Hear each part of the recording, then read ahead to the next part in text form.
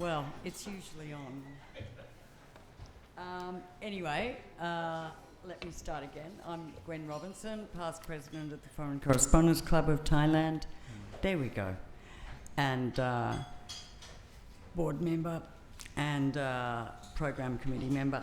And we're here tonight, as you know, to hear all about rail travel in China. Not just China, we've got special guests here who are also going to talk about their train journey from Bangkok to China and so on. So just before we start, I just wanted to remind you, we've got a number of programs coming up, but including a very interesting one next Monday on pegged to the anniversary of Myanmar's coup 4 years ago. That hasn't gone up on our website yet, but that will be on February the 3rd. And there's various other things, so please keep an eye on our website. And moving right into our program.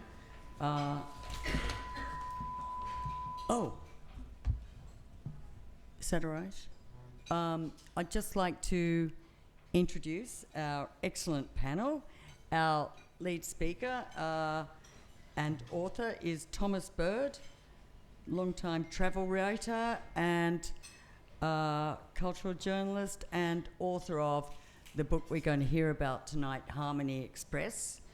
To his right is Richard Barrow, who probably doesn't need much introduction to people in this room, Thai travel and railway blogger, writer of online Thai travel guides and travel news for nearly 30 years.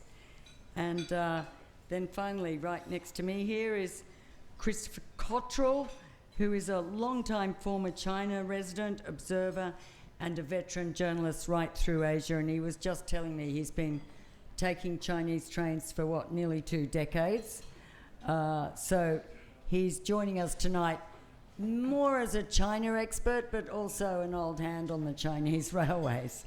So he'll be more like a discussant. We're going to hear first from Thomas about the book and his thoughts on that, and then we'll hear from Richard partly about his journey from Thailand to China, and then we'll move into discussion, and of course there will be questions.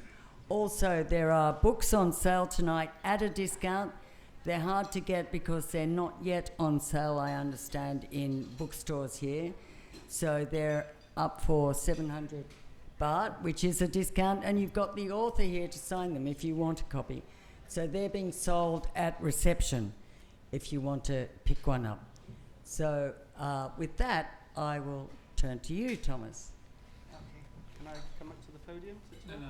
Well, you can be where you want. Would you prefer to be here, or? Yeah, because I can see the... All right, you can be here. You can be wherever you want.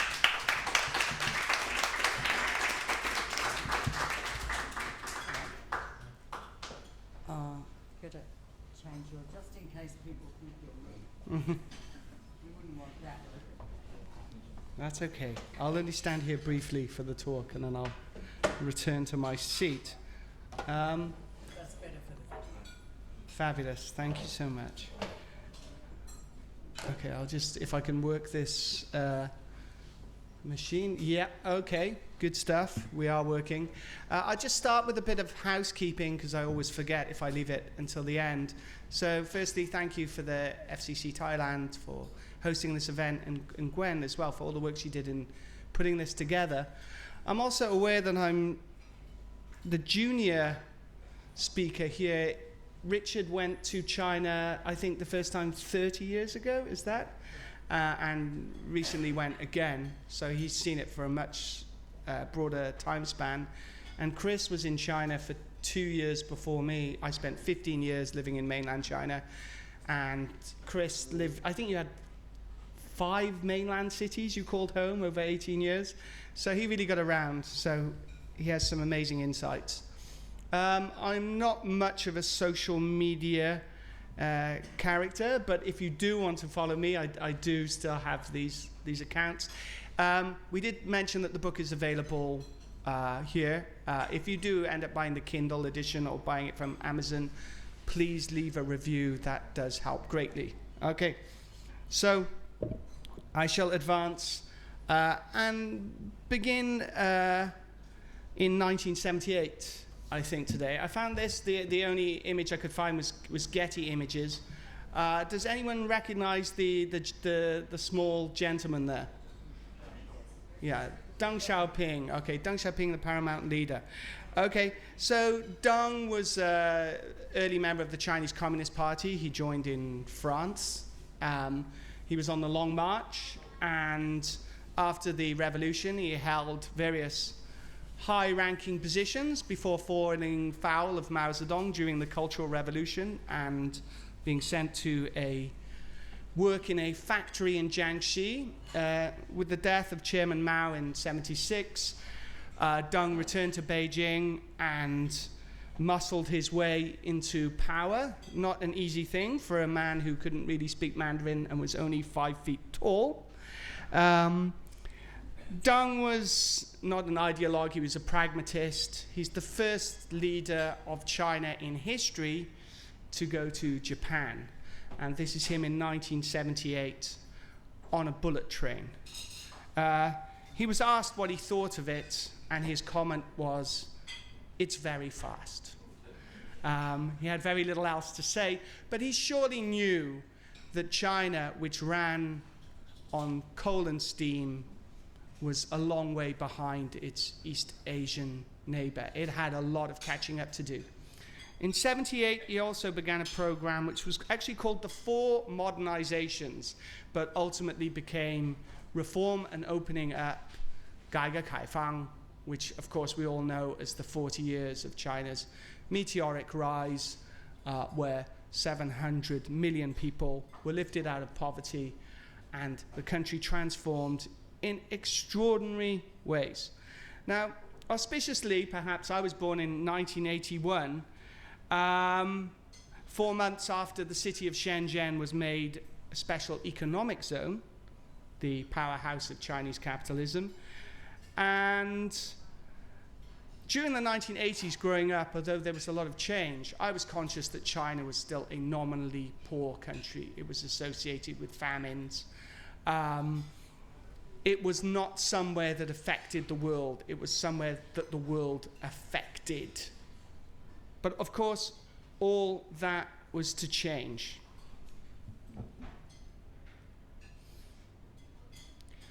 So this is some photos taken by Wang Fuchun. Wang Fuchun I had the privilege to meet. He's now passed.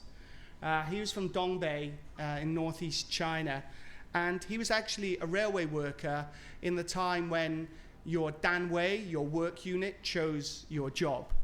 And with the new economic reforms, he was able to buy a cheap imported Japanese camera, and he started to document the railways throughout the 80s and 90s.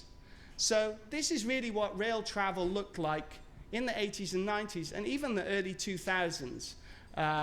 Overcrowded. I can remember, I arrived in China in 2005. I can remember people climbing through windows. I can remember whole families buying one-seat ticket and jamming 4 people on there. The universal smoking in all the carriages and playing mahjong and all the rest of it. So Wang Fuchun's photos are really wonderful, and he became a very celebrated railway photographer, really China's godfather of rail photography. And I'm going to introduce you to another Wang, a very young Wang. He's still, I think, in his early 30s. He's a good friend of mine from Shanghai. If we can go back one. So these are the photos by Wang Lu of contemporary Chinese railway. So we can see in a matter of 3 and 4 decades how transformative the technology has been. Wang Lu uses the DJI drone to take these vistas of rail photography. So the question has to be, how do you get from one state of affairs to the other state of affairs at such extraordinary speed? So I'm going to delve a little bit into Chinese history and the rhythms of China, if I may. So this is a map of the contemporary People's Republic of China. I had to search high and low for this because they either show Taiwan as definitely part of China or definitely not part of China, whereas this one leaves the disputed areas in a different shade. So as not to stand on anyone's toes.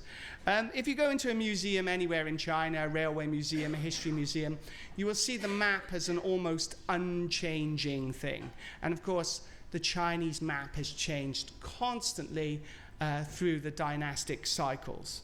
So the way Chinese history is understood to work, or at least since the Ming Dynasty, is this: that previous to the Ming Dynasty, you just had the rise and fall of various kingdoms on the Yellow River and the Yangtze River. But a narrative emerged during the Ming that said, no, these had all been, quote unquote, Chinas. They had been middle kingdoms, and they had risen and collapsed, and out of the ashes risen again, and that cycle was part of heaven's cycle. And that even though you have the Tang or the Song or the Yuan, Ming, Qing, they're all essentially the Middle Kingdom in different manifestations. And we could argue today that this is just the Red Dynasty, the latest manifestation of that. So the way the mythology, the way they tell history is this: that you have a period of collapse and turmoil and disaster. Then you have a period where everything comes together, and you have a rapid period of prosperity, followed by a harmonious, slow decline. That's been the cycle, certainly for the Ming and the Qing. Now, I found myself unwittingly in one of those periods of rapid change. I was the magazine editor in Shenzhen for an expat magazine, not unlike Time Out. There's me and the only modeling job that I've ever done. And the only reason someone as short as me got to model is because the commissioning editor was me. But that was the magazine. PRD is Pearl River Delta. And one aspect of the magazine that really challenged me every month was the news page. We had to fill it with local news every month. And you always left it to the last day just before you're going to the printers, and you're stressed out and you're panicking and you're like, what the hell happened this month? We need to fill this page.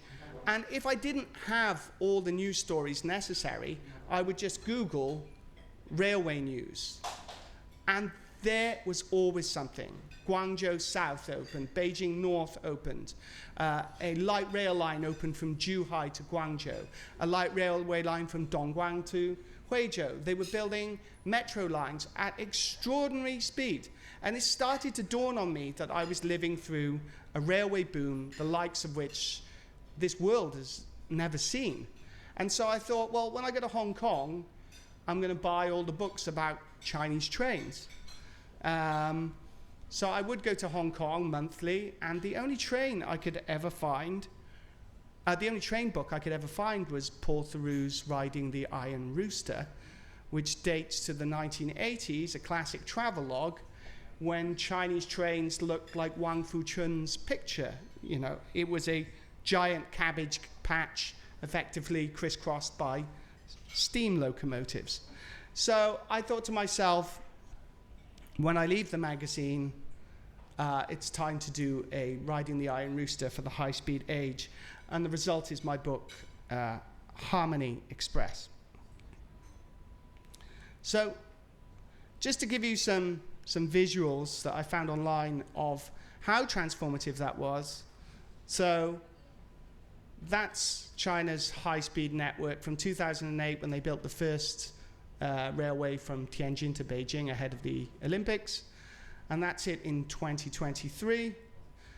Here you get another visual, the length of China's railway lines. China's high-speed railway line alone is larger than the global network put together, and that's been constructed since 2008. So we call it the land of big numbers, and China really is a kind of place with breathtaking statistics.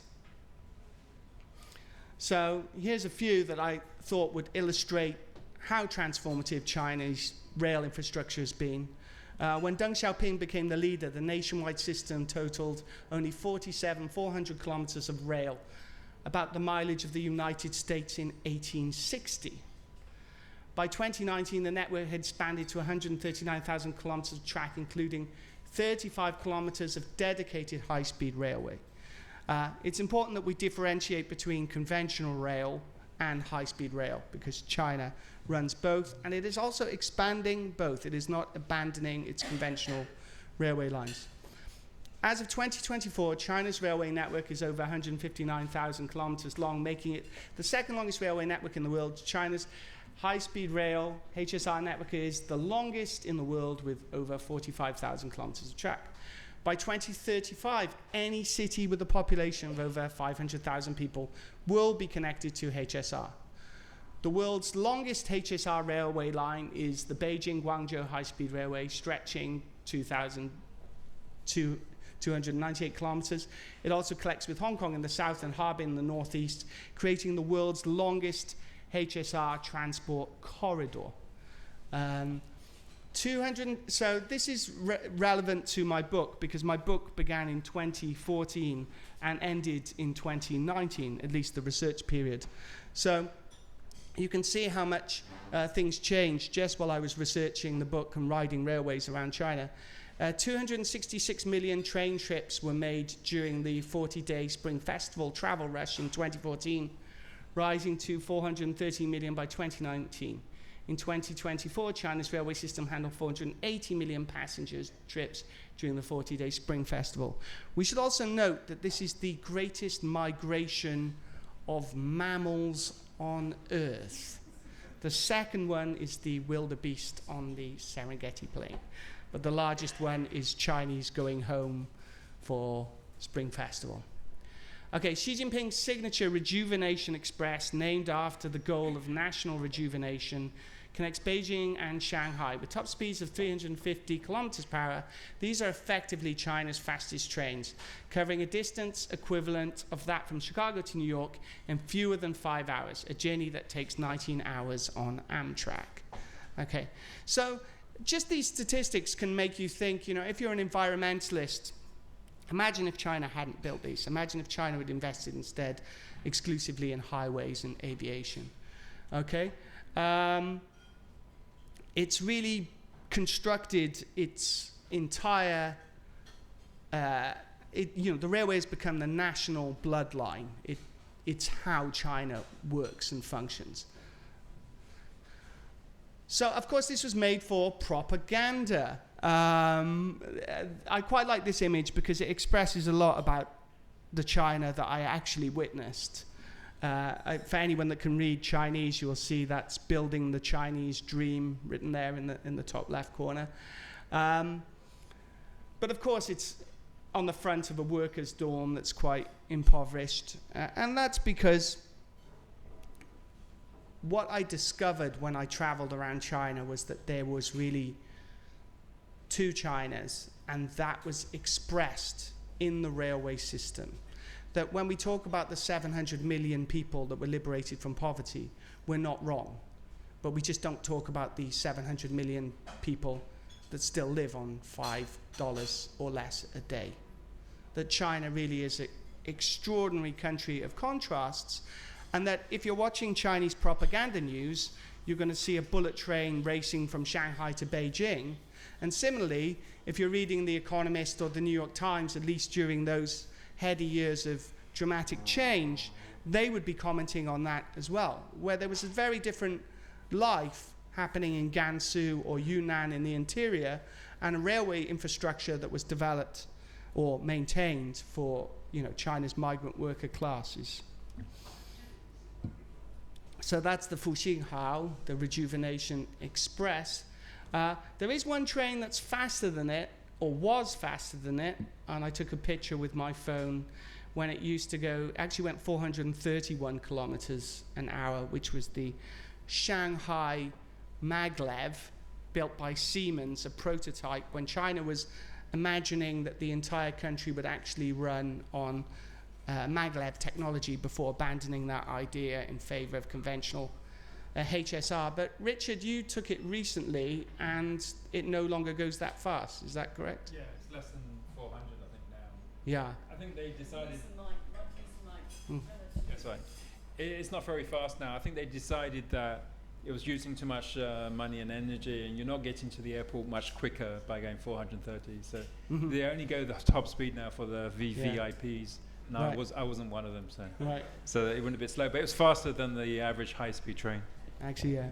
I mean, I have no evidence to back up this suspicion, but I think that it's certainly possible that they've reduced the speed of it because nothing can go faster than Xi Jinping's signature train. But again, that's conjecture. But anyone that watches the party knows that that's how the party often thinks and behaves. But it might be for reasons of, technical reasons or other reasons. Anyway, even when I took it back then, it was very much a tourist novelty. The Shanghainese all took the metro into town.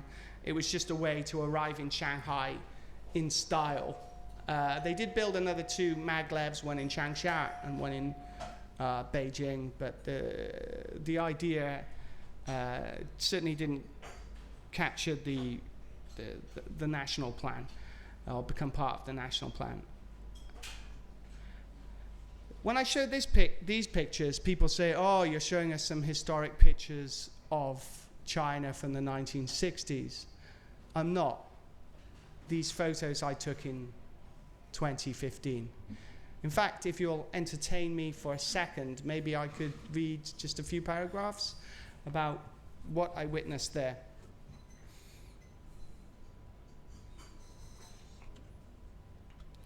So, standing beside me was a wrinkled man in a blue Mao hat and a worker's jacket, who looked to have been frozen in time since 1958 and only recently thawed out. He moved slowly, twitching to suck at a cigar, and appeared slightly nervous in the presence of a foreigner armed with a camera and a notepad. A uniformed man communicated with the driver by whistling until all 4 wooden carriages were coupled to the steam engine. He then ordered the old man, me, and a gaggle of vegetable-burdened peasant women to board. With some disconcerting shunts, we began our journey, soon forging a route through muddy rice and cabbage fields.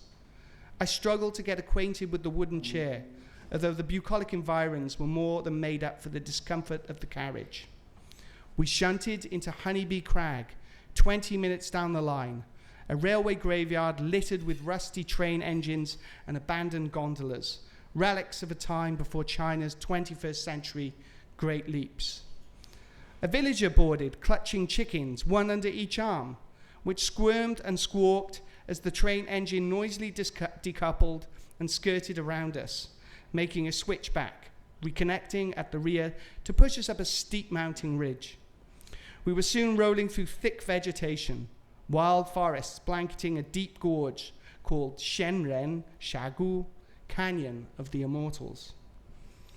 Where are you from, foreign friend? The man in the Mao hat asked, having overcome his initial shyness. The UK, I called over the clunking carriages and chicken chatter. Hao Difang, he said, giving me a thumbs up, meaning a good place. It has its charms, I suppose. He paused for a while, then said, it was you Brits that made this railway famous. They started to come here again about 10 years back, photographing everything and asking all sorts of questions. Really? Oh yes, just a few of them at first, then more and more until the government decided to make this into a scenic spot and open it up to tourism. Why did you say again? Because you people came here before, a long time ago. Really? You'll see what I mean in Bajago. We pulled into Rapeseed Flower Dam, with the man alighted just ahead of the highest point on the railway, Eagle Beak, a perilous ridge we traced at half speed. I couldn't help but imagine the train tripping into the river below, our untimely end commemorated with a Hollywood-style explosion. But our premature end comes at Jiaodam instead, commemorated by an unhealthy wheeze of the boiler, one stop before our destination. The tracks are damaged up ahead, the conductor said, unapologetically, adding, "We stop here." I followed the peasant women onto a minuscule platform, and they promptly disappeared into the villages, leaving me alone for some confused minutes, stricken in deepest Sichuan. Eventually, a villager sporting Wellington boots called at me from a trackside field. "Where are you going, Lao Wai?" "Bajiao, I replied. "Need a ride?" "Sure." "5 yuan?" he asked. "Great," I said, knowing I would have paid 100. In China, there is always a way, I managed to scribble in my diary, seconds before he arrived on his Yamaha, a cigar butt dangling from his lip as if it had been glued there many years ago.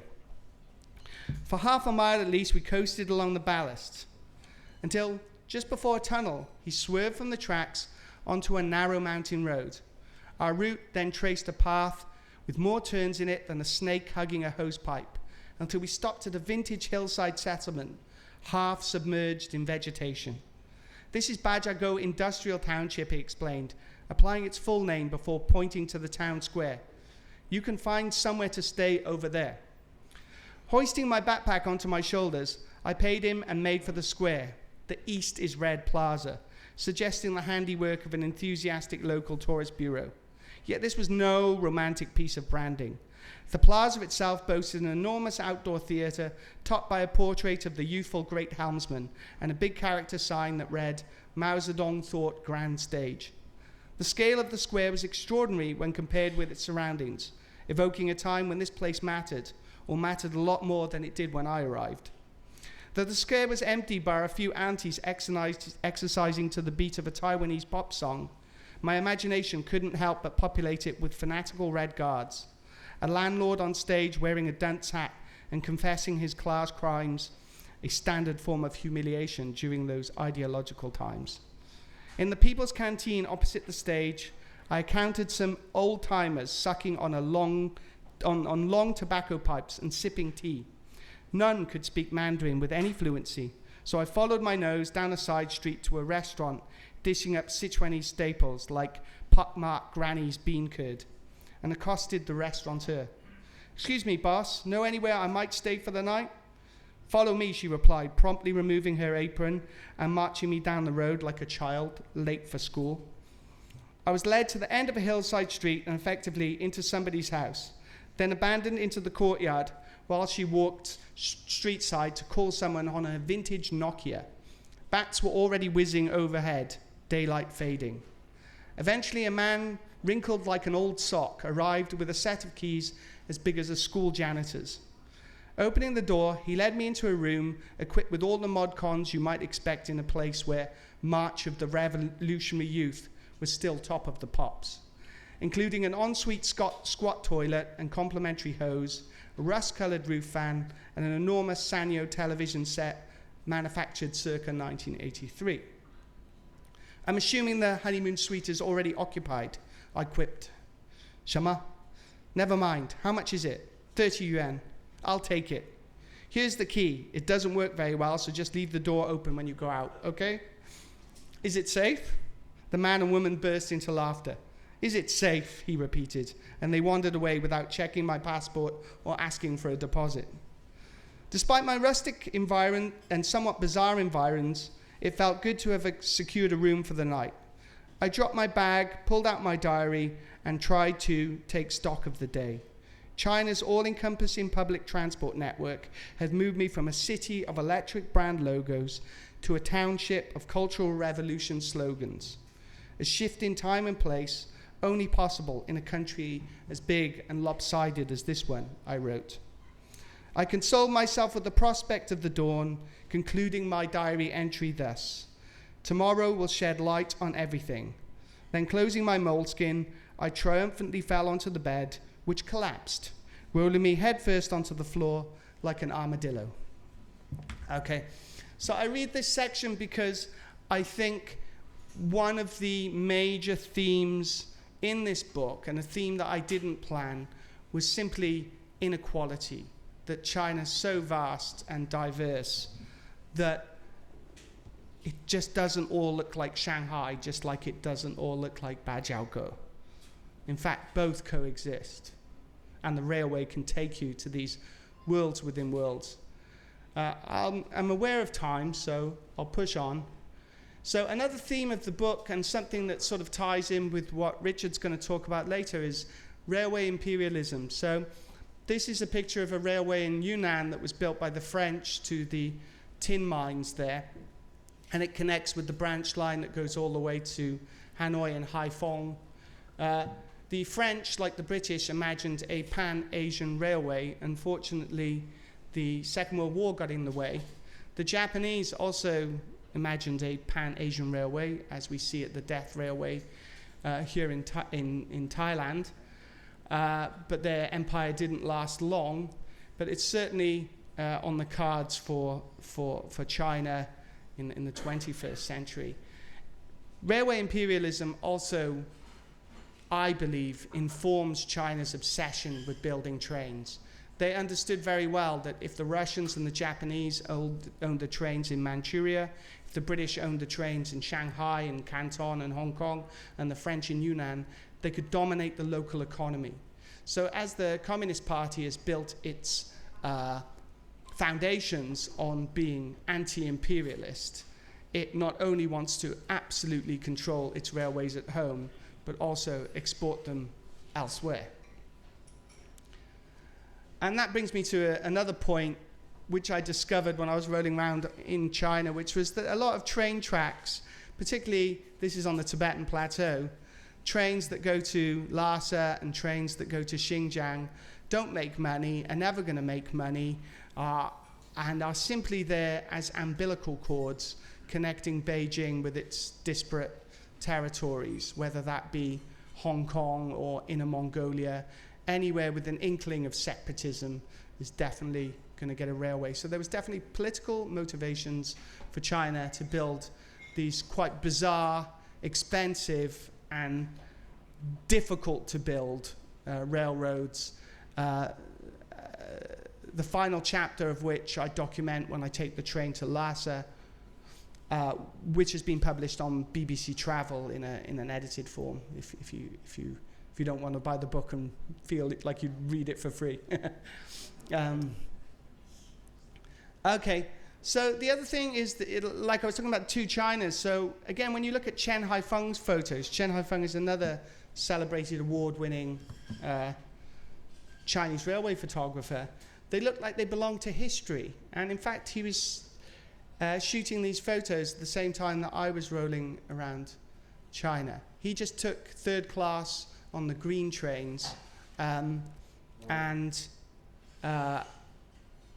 documented the working people. And actually, it came to some surprise, but when you travel on the Harmony class of high-speed trains, you don't easily make friends or meet people. But when you travel third class on a green train, you've sort of bonded with everyone in your carriage by necessity. So I'd like to conclude by just reading a very short paragraph, and then we'll move over to Richard to talk about his recent excursion to Beijing. But this is taken from a chapter where I took a green train for 2.5 days from Changchun in the northeast to Kunming in the southwest. As darkness began to settle, I whiled away the idle hours chin-wagging with the train crew. I've been a cop for 37 years, boasted a policeman, lounging against the window. But I bet you can't guess my age, he said. He had, to his credit, maintained a full head of black hair, though he was clearly beyond his salad days. 36, I suggested, to a chorus of laughter. The waitress had short, functional hair and a brilliant northeast accent, which she boomed at everyone, no matter how close or far they were from earshot. Hey, foreign one, you'll have to order something if you want to sit here. That's fine, I'm bored of tea anyway. Get me a beer and some egg-fried tomatoes with rice. I watched her convey my request to a cook with a huge belly protruding beneath a chef white so brilliantly stained they looked like the work of an abstract impressionist. Soon, a steaming hot plate of fried food, a bowl of rice, and a lukewarm can of lager were before me, a real Chinese train banquet, sorely missing from high-speed trains. The waitress chatted in the casual way Chinese have with strangers. I'm 2 years from retirement, she said. Wow, that's a great achievement. What do you plan to do? Italy, she remarked with a certainty that made me jealous. Italy? That's right, foreign one. I like old things. I want to explore ancient Rome and try Italian food.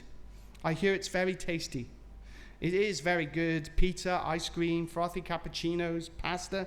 Chinese noodles are much better than Italian noodles, she said, reminding me many Chinese travel with the bravado the English employed when they embarked on their grand tour of Europe, intent not so much to learn as to prove themselves that their birthplace was far better.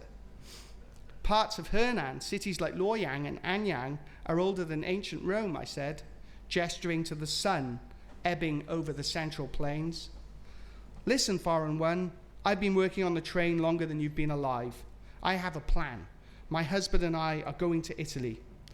I couldn't blame her. A Roman holiday was certainly deserved after a lifetime crisscrossing China. My muscles were already aching from inactivity and boredom permeated by the long hours when my eyes were too tired to read. But the Changchun crew appeared relaxed, sharing cigarettes and jokes and time. This band of people were fated to travel back and forth across an earth flattened by the inflexibility and inevitability of the national timetable. As another train rattled by on the opposite tracks, sounding its horn, I thought about all the other railway crews who were idling away the hours in the restaurant car. Crews who were perhaps dreaming of Paris or Athens or somewhere afar that had taken root in their psyche. China Railway Corporation was the world's fourth biggest employer with over 2 million people on the payroll. That's the population of Latvia. Okay. So I will just then conclude my brief discussion with these images, which again is China's extraordinarily big and it's very diverse. And I think both the propaganda departments in Beijing and the angry journalists in Washington tend to present it in a very black and white and homogeneous through a homogeneous lens. But in fact, when you go around on the trains, you see all the different climates and landscapes. So it really is a breathtaking and incredible place. It took me to all these bizarre and fantastic and wonderful environments. So on that note, I'd like to say thank you and invite Richard up to talk. Thank you.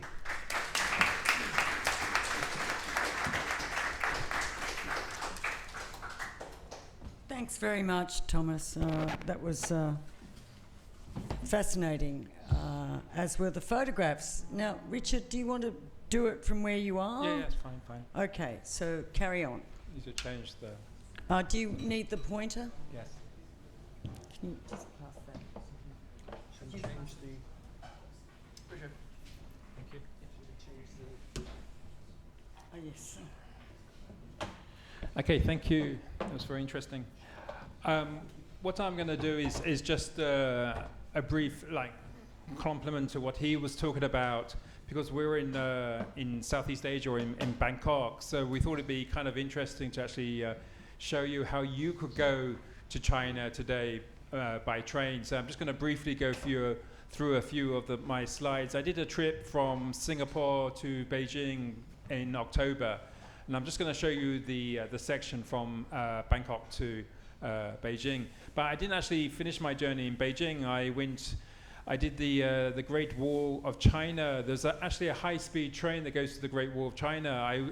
Like Thomas was saying earlier, I was there 30 years ago, so I was kind of bowled over by how modern things were in China, and I wasn't really expecting it at all. And the Great Wall of China has a high-speed train station underneath the mountain, and so it's the deepest station in the world apparently, and it's kind of crazy. Like within less than 1 hour, you can get from Beijing to the Great Wall of China by a high-speed train, and then from there I went down to Shanghai and did the maglev, and then Shanghai I took another train down to Hong Kong.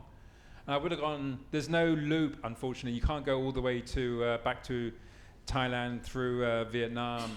The train crossing into Vietnam's not open at the moment. You have to cross on foot. And then from Vietnam, there's no train going into Cambodia at the moment, so you would have to catch a bus across to Phnom Penh. But then Phnom Penh, you can go by train to Cambodia. So it's kind of a nice kind of interconnecting all the countries in this region. And this is what's interesting about what China's doing. And there's like pros and cons, which Thomas was touching on. This high-speed, so-called high-speed train that goes from Beijing through Laos, Thailand, and down to Singapore. So they've only finished the first section, which is in Laos, and there's a lot of controversy about it because Laos forever and ever will owe money to the Chinese government. But the Thai government were a bit more clever than the Lao government. They've actually negotiated a better contract, so they actually paying for some of it themselves and private investors. And they also negotiated like an exchange of technical knowledge as well. So they're actually going to gain something and hopefully make some money. But unfortunately, because the Thais are in control, bless them, they're very far behind schedule. So I can't actually tell you. You might have a question about when's it going to open, and they keep changing.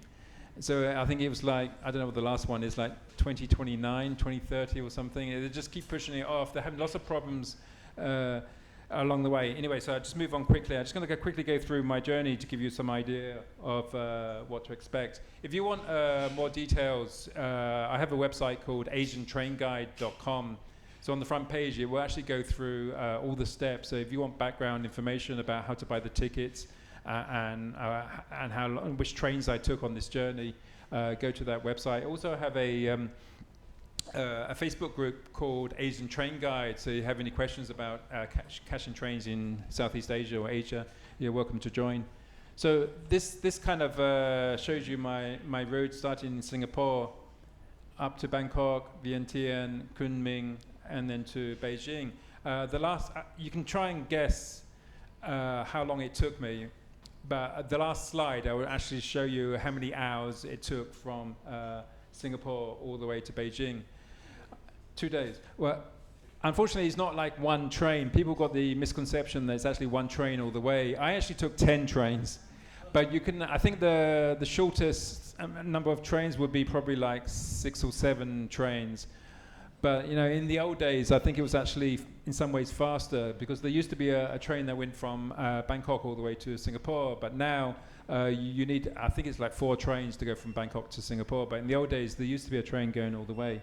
Anyway, I'm just going to quickly go through and show you some of the things along the way for the route.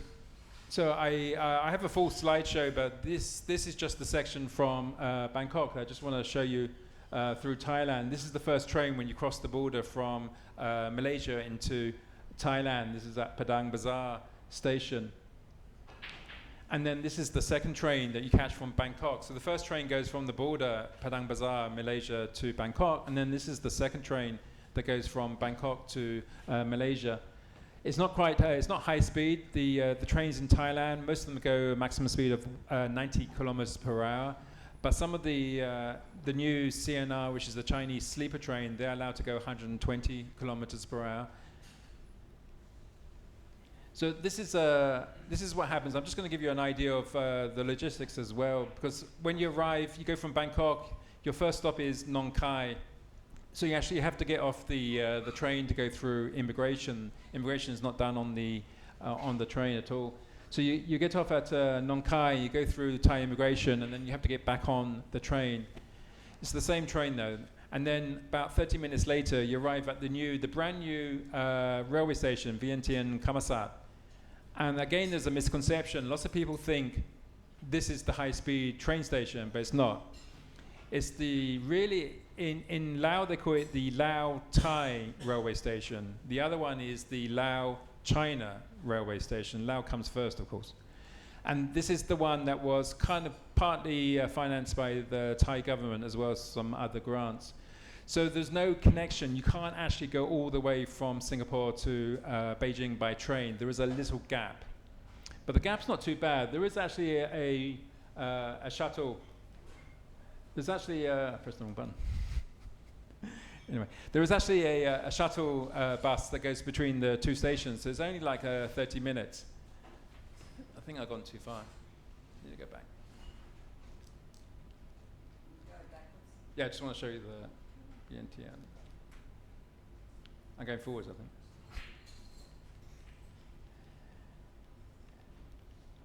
I think I pressed on the wrong. Okay. Do I have to point?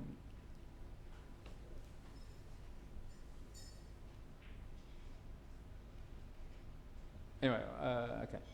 Yeah, seems to be going all over the place.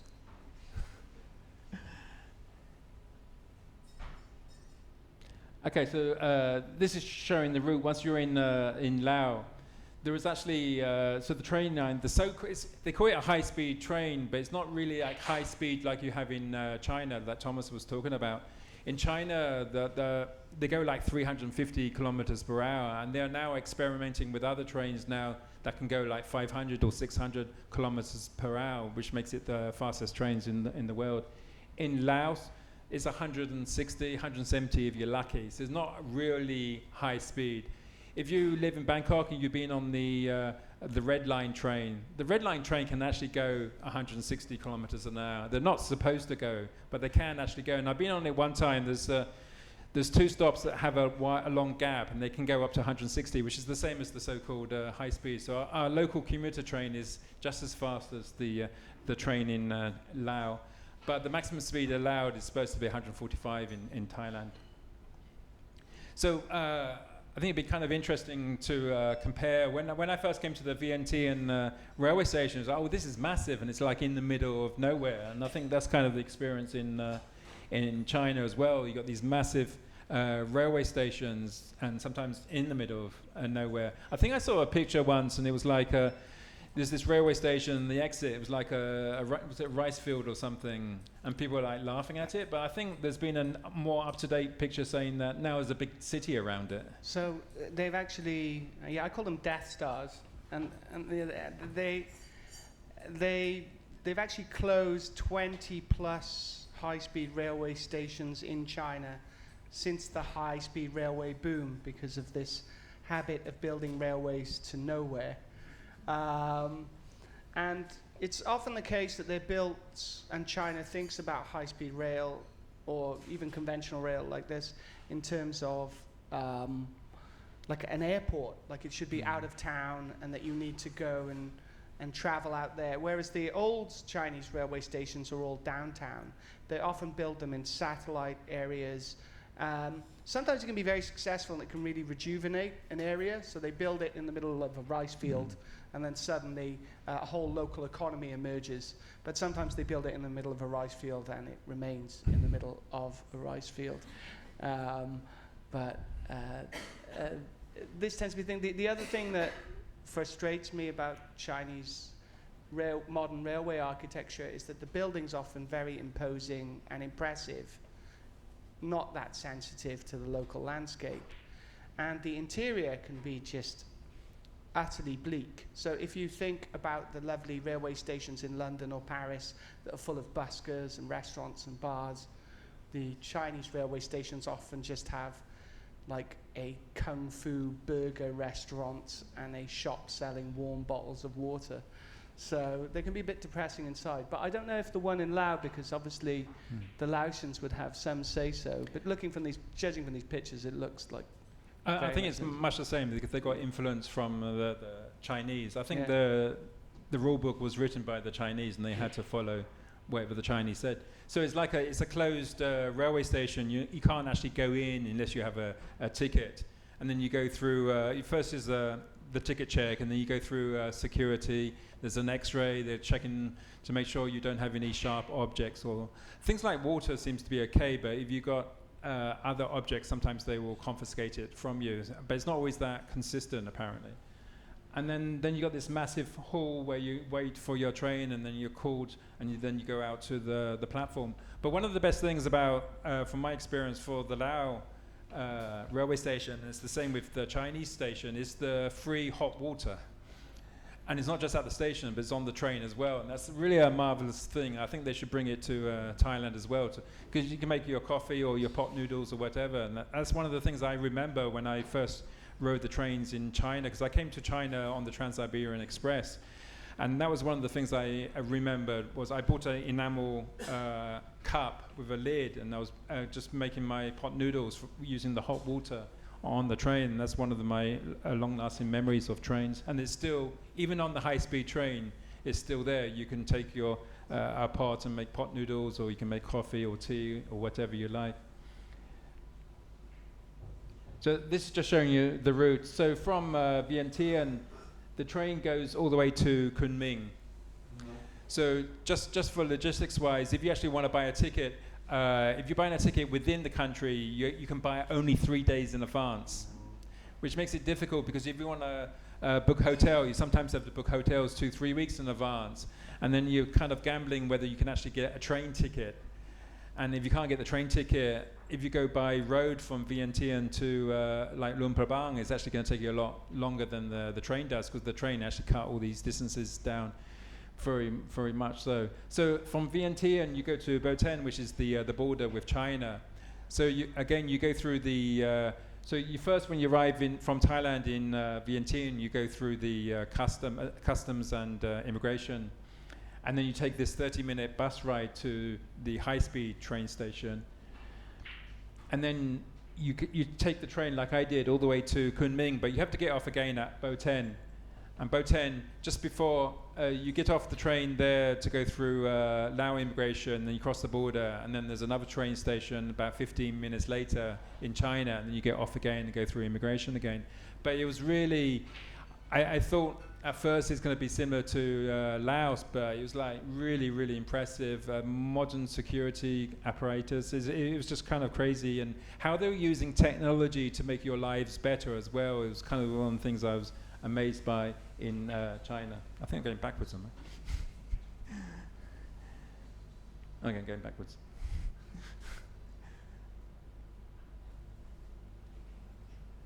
Okay, so this gives you an idea of the trains. This is the so-called high-speed train. I took the business class. They have like business class, first class, and regular class. In Chinese trains, business class is actually higher up than the first class train. Funnily enough, in China, in Laos, they won't let you go to the, I don't know what it is, and it's not a Chinese thing. They won't allow you to go to the front of the train to take a picture like that. They won't allow you to go anywhere near the train. I don't know why. But that picture, it was the same train, but as soon as I crossed the border, I could take a picture like that. But on the Laos side, for some reason, they won't let you take a picture. So even though there's some kind of influence, if you want to go on the Lao railway is really beautiful, but the problem is it goes through a lot of tunnels. And you got this, you see, oh, that's nice. You get your camera up, and it goes through another tunnel, and then you wait for it to come out. Oh, then it's not. And it's like a series, I don't know how many tunnels, and it's like hundreds, it must be hundreds of tunnels, and it's kind of frustrating if you're trying to photograph it. And in the end, I think you saw one picture there, and that was basically it. You can't get much picture. So this is Boasted and Mohan Station. So that's on the Lao side, and the Chinese side, you have to go through immigration. So you have to take everything off and come back on. And then the next part. I got the statistics in the corner. So I was going 2,700 kilometers from Kunming to Beijing in 14 hours. It was a night sleeper, so I was on a high-speed sleeper train. So there's not many of those in the world, and that was kind of an amazing experience itself. This is Kunming Station. So if I thought Vientiane Station was big, this is kind of massive. So in the bottom left-hand corner, you're going through the security. In the massive passenger hall, they got all these massage chairs and other kind of chairs as well. They got lots and lots and lots of shops. Upstairs, they got like KFC and McDonald's and Starbucks and everything you want. And then this is the gates. There must have been like 15, 20 gates to go down to the platform. There's not 100% English. Sometimes you just need to know your train number and then kind of work out. Like you see on the bottom right-hand corner, it says D930. I knew that was my train, but the rest is all in Chinese. So there are some challenges when you travel in China. I don't know if you had the same challenge as me because you're kind of living there. But how did you find the English in the stations? I can read Chinese. You can read Chinese. But as an average tourist, it's quite difficult, yeah? Yeah, I imagine so. It just, yeah, I mean, China's always had these terrible difficulties translating because the policy constantly changes, and they're like, no, we're proud to be China. Let's not think about foreigners. I often think as well, foreigners are like an afterthought. Like they build a beautiful station, amazing technology, all the rest of it, and then some CCP official comes in and goes, what about if a foreigner comes here? And they go, oh no, yeah, didn't think about that. So a lot of translation can be quite last minute. I mean, as you can see, there is some English here and there, but sometimes, like on the information board, there wasn't any at all, and you just had to look out for your train number, which is kind of difficult. Did you find it with the entrance as well? Because I went to Guangzhou South last year, and it was like they don't let you buy a ticket anymore. You buy it online, and you just show your ID card, and they have 20 stalls for everyone to come in, but foreigners don't have a Chinese ID card. So they just have one store for passports, and the scanner never works. Yes. So, yeah, that one there. Yeah. So they just kind of usher you in anyway, don't they? They just kind of shrug their shoulders and go. But it just seems like an afterthought, like they built it, a brilliant system. Yeah, so basically when you're traveling the trains in China, you don't have the ticket in hand. Everything's linked to your passport. So if you lost your passport, you can't go in. So this is what we call the ticket check, but really it's your passport. So these are the Chinese, they're scanning, but this is the manual one on the far right. There's someone standing there, so if you can't scan your passport, they will enter your passport number into the machine, and then it gives you a green light to go in if you have a ticket. And then it's the same again here. To get down to the platform, you have to do the same thing again. So, but I found with, because I was there 30 years ago, and it's incredibly hard. But now with the internet and Google Maps, and also the translation apps, and also Alipay was, I couldn't have survived without Alipay. That's 100% for sure. Because Alipay, for example, when you go on the metro, you don't have to queue up to buy tickets. You just open your Alipay app, click on the transportation app, and then you kind of download a virtual card for the metro. And then you just scan the QR code on that as you go through these turnstiles, and it just it pays as you go. And it was the same in all the shops, the restaurants. It has ordering taxis in the Alipay. So everything there was so incredibly easy in some ways, but in other ways quite hard. So this is the high-speed sleeper train in China that goes from Kunming to Beijing. So some people are in the seats, as you can see here. This is the dining car on the left there, and this is the seats. But I had this one. It's quite comfortable. You get the free hot water, and you have 4 people in this cabin with a locked door. So unlike, it's kind of interesting to compare to Thai trains, because the Thai sleepers have privacy curtains, and apparently that's kind of a rarity. A lot of the other countries don't have privacy curtains, but I kind of got used to that now because I've done trains in Thailand so much, and in Malaysia they have the privacy curtains. And then this is arriving in Beijing. As you can see, it was actually quite smoggy early in the morning. So like I said, you can go to the website asiantrainguide.com. This just gives you an idea where I bought the tickets for the different trains. For China, I used trip.com. Because the advantage is you pay with them far in advance, then the second it goes on sale, they actually buy the ticket for you. So trip.com, you only have to pay $1 or $2 extra above it. So it just made life easier for you. And then, I don't know if you guessed how long it took me to go from Singapore to Beijing. So the answer is at the bottom here. It took me 63 hours and 52 minutes on the train. That's not the overnight part. So I was actually on trains for 63 hours and 52 minutes over a period of 10 days. So these are all the trains I took from Woodlands in Singapore all the way down to Beijing West. So it gives you an idea of how much of an effort it is not one train. Maybe in the future, so we're now talking about this high-speed train. It won't necessarily be a high-speed train from Bangkok all the way to Beijing. You most likely have to change in Vientiane, maybe you have to change again in Kunming, but it will be like a better connection. But like I said, it's behind schedule. But give you an idea, at the moment, if you go from Bangkok to Nong Khai, which is on the border with Laos, it will take you about 8-9 hours to get there. But when the high-speed train is open, it's going to take you like 3.5 hours. So it's kind of a game changer. And hopefully in the future there's going to be more high-speed trains. The Japanese are talking with the Thai government about from Bangkok to Chiang Mai, and then also Bangkok down to Singapore. So that will link. This is the kind of the plan, ambition of the Chinese. A lot of people kind of feel sorry for the Lao people. I'm not sure if that's 100% true. They're going to be in debt for a long time.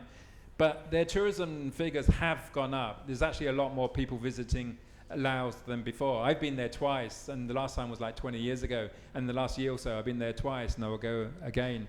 So it kind of, there's more people visiting Laos. And the other problem is like a landlocked country. So actually having a cargo is actually more important than passengers. So actually being able to have link from Laos to the ports in Thailand and beyond is actually quite important for them.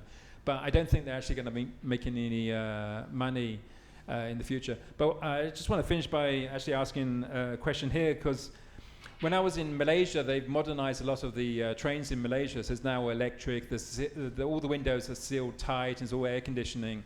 And in Thailand, we're kind of in this transition period. I love the third-class trains with the open windows, because you're connecting with the environment and the people, the communities you pass through. And because it's a cheap ticket, you get these food vendors coming on and off the train all the time. But you won't see that on the high-speed train, and you don't see that on the long-distance sleeper trains in Thailand, because they can't afford the ticket, because the food vendor has to buy a ticket. So once we start losing these third-class open-window train carriages, it's kind of disappointing. And I think my question really to Thomas, or maybe Christopher can answer as well, is in China, now it's become the king of high-speed trains, and I'm worried that things will change so much. Is there a nice balance between high speed and the local trains? Can you still experience local rides and the kind of experience? Yeah, so they basically run, like I mentioned in my talk, there's two railway infrastructures in China. There's high speed, and a lot of my friends now, because of the economic downturn, they're saying nobody can afford to travel high speed anymore. You must be crazy, that's like a luxury. And they all travel on the green trains, and the green trains, while they don't have open windows, are very much akin to that kind of slow speed, slow paced, bond with the passengers over cups of tea kind of experience. I also think that railway designers have to think about the internal experience of a train as well as the external experience. Like, you can impress people with your speed and your engines, but if your carriages are sanitary, or if your restaurant car sucks, then it's not going to be a nice experience. So that comes down to sort of the interior designers of trains, if you will. And often I find China's very good at the external. We can build the biggest infrastructure, the fastest trains, the most impressive stations, and they don't get those minute details like you're talking about, Richard, which is just sort of hanging your head out the window and smiling at a rice field like you're doing there. I don't know. Chris, what was your sort of experience riding? For 18 years, many.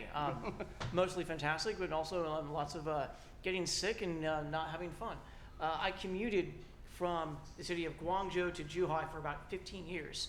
So that's, they built the trains. I watched them build the trains through tunnels, and on the other side of the hillside was a house and apartments and like small settlements.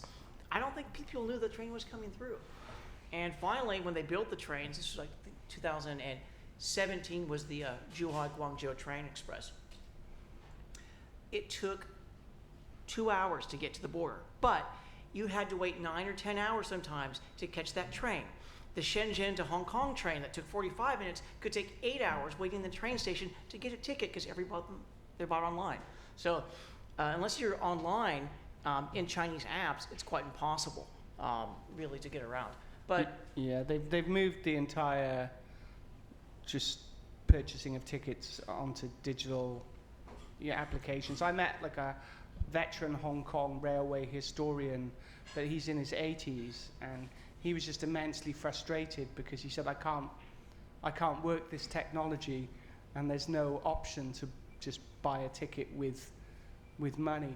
I will say, though, that a lot of people think it's part of China's surveillance, that they want everybody to use Alipay and WePay.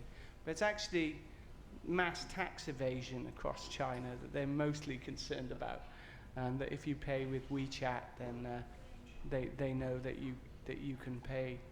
But I mean, I have a line in the book that travel in China is often the good, the bad, and the ugly, and not necessarily in that order.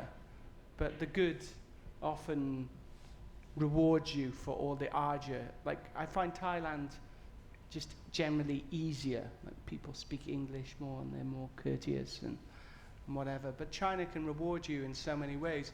And I think, like Richard and I were talking earlier, and China, since COVID, has experienced a spectacular drop-off in inbound tourism. If we look at Thailand, it's rejuvenated. We were 32 million in Thailand last year. Japan's up to 33 million. The Thai government is asking for 40 million tourists this year. Meanwhile, inbound tourism in China has just fallen off an absolute cliff, and that nobody wants to go there. And it certainly doesn't help that DC and Beijing are pretty much at each other's throats all the time. But I would argue that you are really missing, 1 in 5 people on planet Earth live in China. It's a 5,000-year-old civilization. And as Richard just clearly explained, it's not that hard to go there, and you don't even have to fly. But for whatever reason, there's a general disinterest in going there at the moment. But I think with the opening of the railway, particularly from Bangkok, there will be more, like there's more people now going to Laos. And then it would be like Bangkok to into China, and I think there's more interest to come from Bangkok to Beijing than the other way around. And you just mentioned capital flight. That's going to be a crisis that impacts it. But just one question I'd like to ask you in your book. You mentioned Qinghai Plateau and Gomud and taking the train to Tibet, which I think is probably the most interesting train journey that you've chronicled. What was it like to, one, get up there, and secondly, why did you risk arrest going at night? Yeah, I did risk arrest going there, because you're not allowed to go there if you're a journalist or a writer. And I did run into some trouble there. I mean, it's called the Sky Train, not to be confused with the Sky Train in Bangkok. And I detail in the book all the engineering difficulties that the Chinese state had in building on the plateau. It's one of the most earthquake-ravaged places in the world, which is not good for trains. In the summer, all the ice melts, and that means the tracks can move as much as 15 centimeters and then refreeze.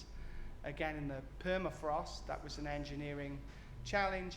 Also, the altitude up there, altitude sickness was a real problem and claimed many engineers. In fact, there was Tibetan herdsmen that commented that they saw just Chinese railway engineers being buried trackside. It was supposed to bring a tourism boom to Tibet and Lhasa, but it didn't. And the reason was because a year later there was major anti-China protests throughout Tibet, and basically the Han Chinese decided that if they didn't have to go there, they wouldn't go there. Chinese are generally bad colonists. They're lowland people, and they like the riches of the lowland farms, and Tibet's a pretty hostile environment by any measure.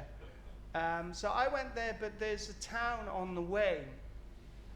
Chinese name is Gurmu. I think it's like Gomud, something like that, yeah, in English.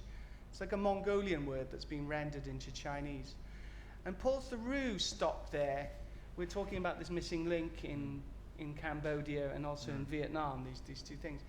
Paul Theroux, when he did Riding the Iron Rooster, he got off there because that's where the railway ended in those days, and then you had to bus it to Lhasa.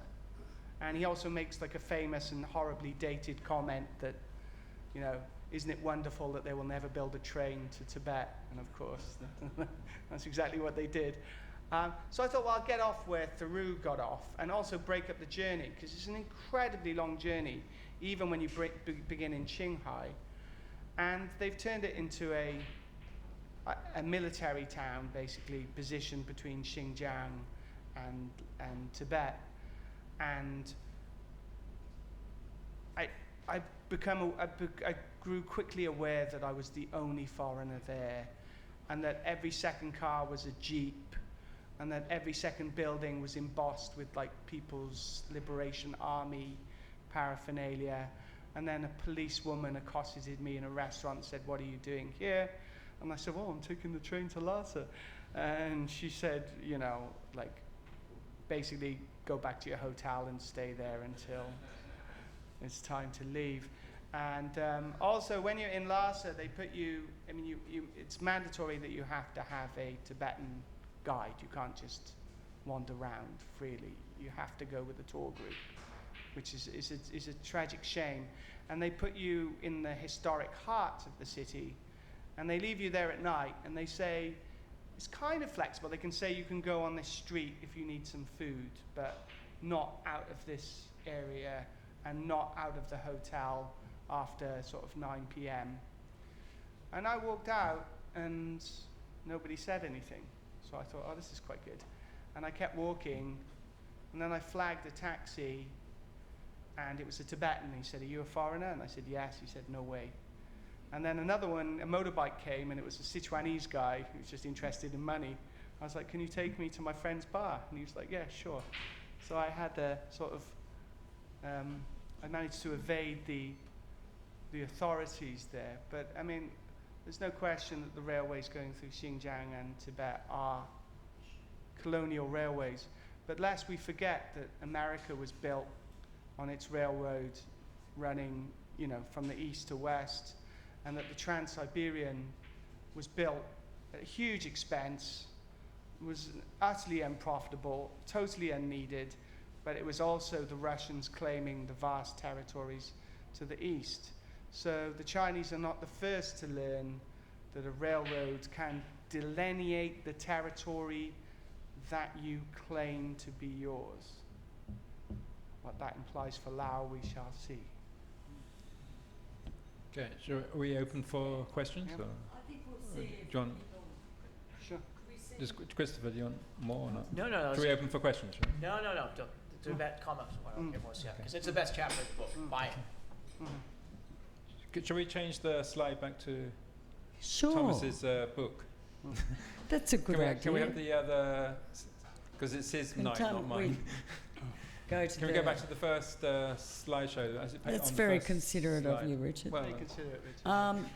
So we've got a bit of time for questions from the floor. If anyone has a question, and maybe specify if you want to direct it to a particular speaker or all of them. And the microphone's just there. So just identify yourself and ask away. Actually, why are you thinking? I actually want to ask the question about going to Tibet, because I heard they like pump oxygen into the train as well. Yeah, you can actually suffer. Yeah, they do. But here's a tip: if you're traveling, if you want to travel to Tibetan areas, there's sort of large areas of Qinghai province and Gansu and Sichuan, which are culturally Tibetan, which you don't require any permit to go into. They're a little bit hairy, but the Tibetans are quite feral. But they're fantastic places to travel. A lot of people go to Lhasa and feel frustrated that they have to, be part of a tour group when they could have just, if you really want to experience Tibetan culture, there's what we call Greater Tibet, which spreads through 5 Chinese provinces as well as. But it's not just Tibet has the ethnic minorities, because they're saying the high-speed trains make the world smaller, kind of thing. So it's kind of there's isolated communities in the far west as well. And is there a problem with not quite ethnic cleansing, maybe, I don't want to use that word, but is there kind of a risk that bringing the high-speed train to these locations will change things so much that the local community will lose their identity, or will it be celebrating by people going there to actually appreciate these local communities? I think probably all of the above, right? The train can bring tourists and travel and enrich an economy, but China is an empire state. It doubled its size during the Qing dynasty. The People's Republic inherited most of what had been the Qing Empire. And some Chinese ethnic minority groups are not separatist, so it's not so much of a concern for the state, but definitely the Uyghurs and the Tibetans have a strong separatist impulse. So you have a question? Yeah, There's the a microphone's microphone up at the there. back. I don't. What's this? Sorry, not sure what Not you're a question. saying. Oh, that wasn't the question. You're saying hello. Yep. Hello. There's a microphone at the back if you would like to Yeah. go to the back, all the way near the bar.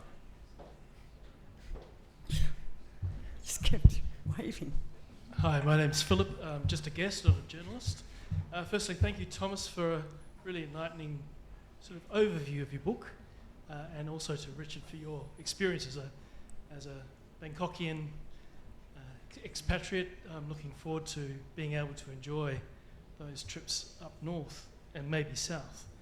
The question to Thomas, even in your short speech, you gave the impression that the high-speed trains, and certainly from the image, are connecting major cities and by inference are circumventing some of the older towns that might have been connected by the older rail networks. And so firstly, is China investing in rejuvenating its older systems so that they are considered as modern and as convenient, perhaps between smaller areas, but equally with this high-speed rail network, are they becoming somewhat like America when it had the highways that the Route 66 got decimated, and all the towns who thought it was going to be great to have a big highway go past, no one stopped and they effectively died. What's your impression? So that's a brilliant question. So if you take the high-speed train, for example, from Beijing to Hong Kong, it's probably going to go Beijing, maybe Zhengzhou, Wuhan, Changsha, Guangzhou, Shenzhen, Hong Kong. It's going to stop at mega cities, basically, and all the small towns and villages between. It just doesn't service them. But if you take a green train from Beijing to Shenzhen, which will take 2.5, maybe even 3 times so that the high-speed train takes about 8 hours, right? Is that correct, Richard? Yeah. And I think green train takes 25 hours. But it stops in all these kind of like nowheresvilles that you'd never heard of and never imagined.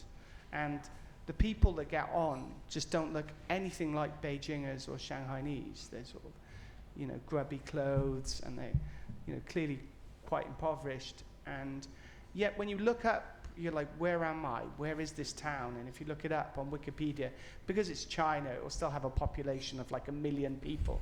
You'll be like, this place I've never heard of. Which is why when I started the book, I was very excited about high-speed trains. And as I progressed through the book, I started to think, well, I don't just want to be first class rocketing from what they call showcase cities. I want to go to all the places in between, and that I met more interesting people on third-class carriages. Yeah. What that implies for these small towns that don't have a station is probably there is definitely a similarity with what happened with the Great Highway System. Yeah, for sure. What do you think, Chris? Very different. U.S. highways and Chinese trains are radically different. Focusing on China, the trains that have gone from the Pearl River Delta, where Tom started out as a journalist, are the sort of experiment for the whole country. And so you can get from Hong Kong to Beijing quickly, but there's other ways in the interior that Richard went through from Kunming. I lived in Chongqing for 6 years, which is in the deep interior of the Southwest, and I would commute to the coast, to Zhuhai, then take that giant bridge, that huge expanse, I forget, 17-kilometer bridge, forget the bridge, to Hong Kong. So within a day, I could be in Central quicker than sometimes flying, because flights from Chongqing to Hong Kong are often diverted into other provinces where you get stuck all of the time. So actually commuting from the center of China into Hong Kong at the financial center, yeah, Shanghai's great, but Hong Kong is Hong Kong, is done in a day. And so that's the kind of like high-speed way you can do it, basically. So that was a radical change from spending 20 hours. But it's interesting that you talk about Richard's route. So when Richard went from like Kunming to Chongqing, to Beijing via Chongqing, right? It goes that way. Right. So, but that's still connecting provincial capitals and municipalities. But so you showed Kunming South. If you go to Kunming Huochejian, the old one in the central, it has these provincial green railway lines that go into like ethnic minority areas, and really you can have like farmers getting on with their sweet potatoes and their cabbages, and people wearing what you call in Thailand hill tribe dress. In China they call it ethnic minority dress. That exists, but often it's the case, and we're time poor travelers and we want to carry a great distance and see things like the Great Wall. So we dash off. But every Chinese province is the same size as the average Southeast Asian country, right? So there's also these kind of very interesting provincial networks that go to very, very strange and interesting and forgotten places, really. I want to add also, Richard, next time you're there, or Tom as well, the train around Hainan Island is fascinating. They built, that's a model that might be rolled out for Southeast Asia, I think, in maritime Southeast Asia. They might look at how Hainan built a railway around the island. And when Tom and I took it at different periods, early China, like 2004, 2005, they would take the train and stick it on a ferry. So you'd be locked in your train car on a boat. Okay? This is what they can do with this kind of transportation. So I'm wondering if that model may or may not be rolled out in 10, 15 years across the region when you're looking at other Indo-Pacific strategies that China's looking at, whether that's Sri Lanka, whether that's Papua New Guinea or Fiji would have existing tram systems or old tram systems that might be rebooted. But anyway. You're right. That boat train, I believe, is still operational. Yes, still there. Yeah, so if you ever want to feel like a sardine, I just wonder what would happen if it sank. And that's a terrible thought, but you're stuck in a train carriage. I mean, you probably wouldn't survive even if you weren't. I was on one when typhoon was coming. Yeah. You want to do it? Okay. Any more questions? Yes, we have Call people. one there. It was a very good presentation. My name is Christopher Moore. I have a question. I mean, two of the members of the panel, I think, are probably fluent in Chinese. So I'm wondering, perhaps Richard is secretly a Chinese speaker, I don't know. But I'm curious as to how a non-Chinese speaker would fare on, say, the Green Train, with all of these interesting characters and stories about their villages and their family life and their food and the rest of it, how a non-speaker of Chinese would be able to communicate and enjoy that kind of trip, or would they feel quite isolated? I'll answer that first as a non-Chinese speaker. I was using, even in the hotel, it was like a kind of Western style hotel, and you would think they would speak English in the lobby, and then they didn't. So basically I had to use translator apps to try and communicate. So it was quite difficult. I think, like I was saying before, with Alipay, you can use Alipay for so many things that you don't actually need to communicate so much. Booking the taxi, like Grab here in Bangkok, so you don't actually need to say where you're going, and ordering food to your hotel room, and it will arrive in a robot. This is the hotel I stayed in. A robot brought my food to my room. That's China, yeah. And there's so many things you can do, but you couldn't really have a chat, or you could, but you couldn't really have a chat with a Chinese person on a train, it would be quite a struggle, I would say. Yeah.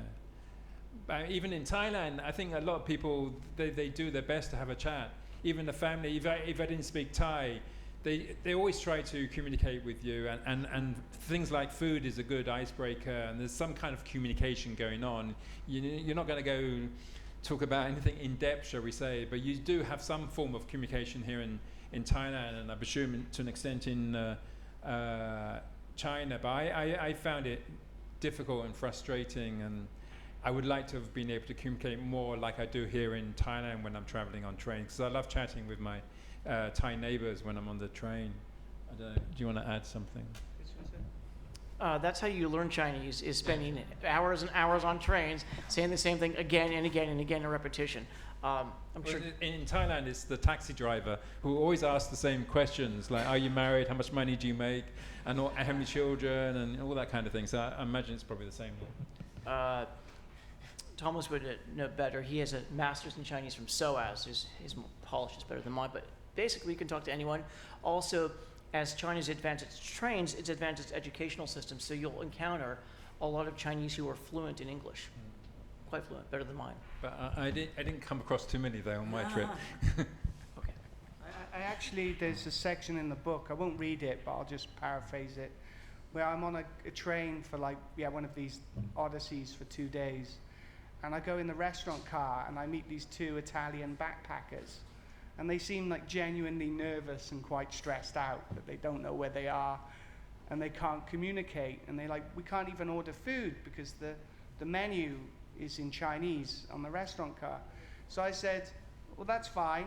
What would you like? And I sort of scanned the menu, and it was like jasmine tea and gongbao jiding and fan che chao jidan, like classic Chinese dishes and teas. And then she said, do they have cappuccino? I don't think so. Sorry, but that's very Italian. Great, there's a question there. Hi, I'm Matt Kleinsteiber. First of all, thanks, Thomas, for that incredible presentation, really informative. Richard, thank you for all you've done over the years as a longtime Thai expat. I followed your Facebook adventures with some interest. Chris, thanks. First, just a brief comment, which is that China has one of the most restricted airspaces of any country, right? So like the military has designated certain routes, and so it's interesting from that perspective that the rail network kind of fills in the gaps there. But the question that I had for Thomas, and maybe Chris can reflect on this as well, is you said early on in your talk that the Chinese, basically in having this rail network, have done something quite good for the environment, because the alternative would have been highways and airports and that. Does the CCP recognize that at all and use that to their advantage, or are they kind of blind to that? Okay, so there's quite a lot to unpack there. I think both me and Christopher can comment on that. Firstly, you're correct. The Chinese military own their airspace, and they have very small corridors which airplanes are allowed to fly down. So if, for example, there's a typhoon, it can cause disruption that ripples all the way through all the airports in China. Anyone who's traveled by air in China will know that it's an eye-wateringly miserable experience. Never do it unless you have to. Okay. I think it was really smart environmentally to build a massive high-speed rail network that runs on electricity. However, it's not a black and white issue. They have built railroads through national parks, through areas that should have been protected for nature, and of course, because it's the CCP, they don't have to ask anyone, they just do it. As well, it's only green if your electricity is generated sustainably, and as we know, North China in particular is still very dependent on coal. So until they can get it running, fueled by solar and wind, there's a ways to go. But I mean, if we imagine the alternative, I mean, China is roughly the size of the United States and has roughly 4 times as many people. And if you look at the emissions that the United States is creating from automobile culture, imagine if they hadn't built this railway, what kind of emissions they would be dealing with. Do they know it? Yes. Are they proud of it? Yes. Are they the worst PR people in the history of the world? Yes. So, you know, you will see in Chinese railway stations kind of a bullet train blasting by, and then with no English subtitles whatsoever, like our green future. And Xi Jinping has talked about this ecological civilization that he wants to construct, but you know, politics often plays into decision making as well. Do you want to add anything to that? Yeah, Peter Hessler's book, Country Driving, also as trains accelerated, so did roads, so did airports, so did boat travel. All kinds of energy exists that accelerated. Solar, coal, gas, LNG, all is accelerated. It's not one or the other. It's all at the same time with all pistons firing. So thank you for your question. Yeah, I think it wasn't just a railway revolution, it was a transport revolution. I just prefer trains. I think that's one of the things I also noticed. It wasn't just the electric trains. Like in some of the cities, like crossing the road, you have to be really, really careful because it's dead quiet. Because there's so many electric cars on the road, and I never seen so many, and it's just so different to Bangkok. And it's kind of amazing what they've done. They're kind of infamous for the bad pollution, but they are actually actively turning things around compared to, say, Bangkok with the old buses. But they are going the right direction because they're changing the buses in Bangkok to electric ones. But I think China and Beijing and other cities, they're miles ahead with electric cars, electric motorcycles, and so many others like that. Yeah, that's true. Any more questions? Well, I've got one, which is, we'd all like to know what your next project is, Thomas. After your... It's a secret. It's a plan. It's give evolving. us a hint. It's evolving in my mind currently.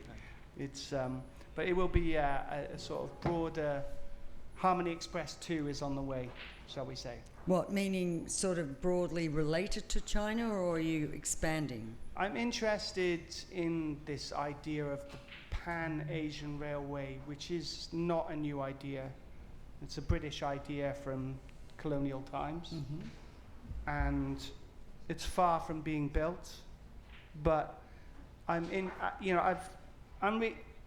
Are you aware that a lot of the Chinese that lived in Southeast Asia, what they called the Nanyang, particularly in Malaysia, they thought of themselves as sojourning, that they would one day, like there's a saying in China, a leaf should fall near the tree that it grew, as in you should die where the village you came from. And I came to Southeast Asia because of the pandemic, and China locked us out. But in some ways, I feel like a China watcher that's just sojourning around Thailand and Malaysia. And, you know, I live in Chinatown, and I'm immediately drawn to Chinese communities. Oh, you mean here in Bangkok? Yeah. And I notice Chinese temples. I mean, Richard reads Thai and speaks Thai, but I speak and read Chinese. So I immediately go into a Chinese temple and want to talk to them about why this temple's here. So I am interested in how China has historically affected this region and how it might affect it in the future. But that's as far as my thinking's got on it so far. Well, let us know. Yeah, sure. Another book night. Yeah, sure. Why not? Thank you for having me for this evening. It's been wonderful. And Richard, you've very kindly made available your big train guide, free online. Yeah. But wonder if you've got thoughts about what's book. next for me as well. Well, Yeah. I mean, I'm on the train again on this Friday, so if you want to follow along on social media.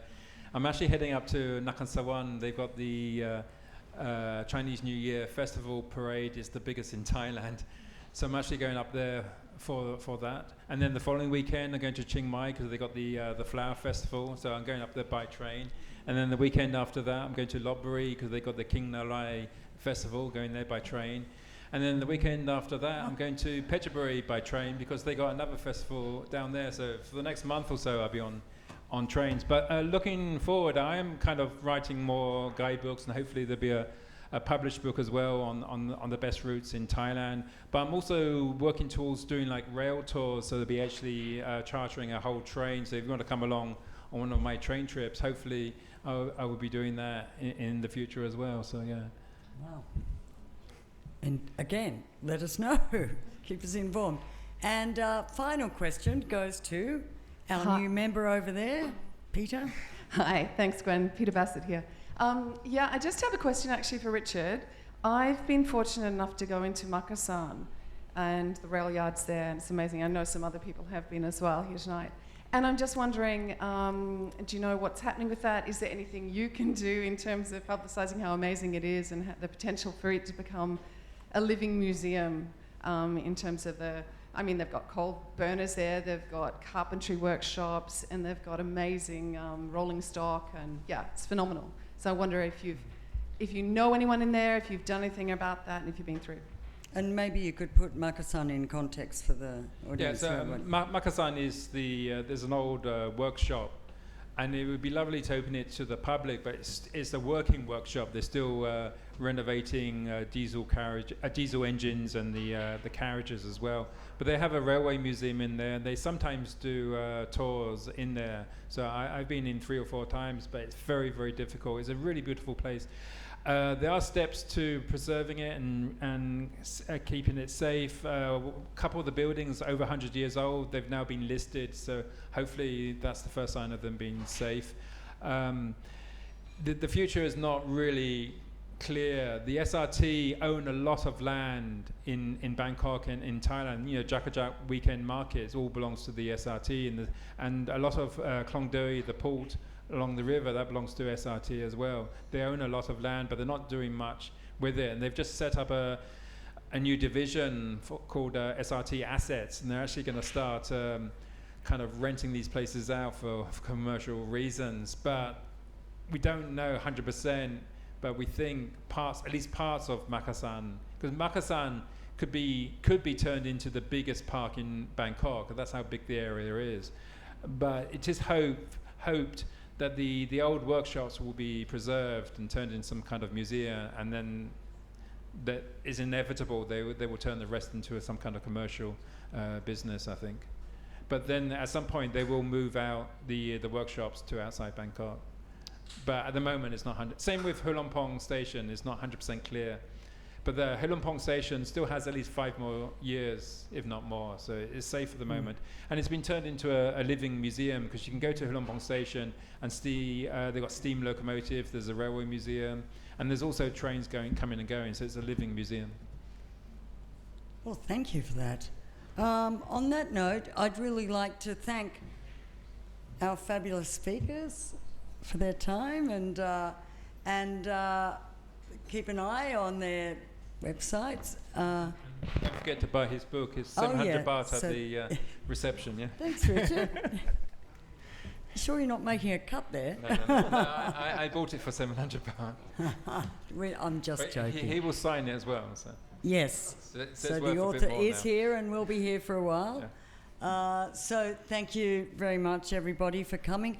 Oh, by the way, there was one thing I missed on our upcoming schedule, as some people might be here for their interest in trains, other people might be here for their interest in China. So next month we do have the author of an extremely successful new book about Xi Jinping called The Red Emperor, Michael Sheridan, who will be speaking at the club on the 19th of February. So if you're interested in that, he'll be here. So that's another item to keep an eye for, and keep an eye on our website. Thank you very much for coming, and thank you, everybody. Good night. Thank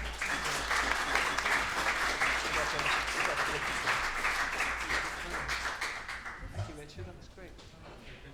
You stand up.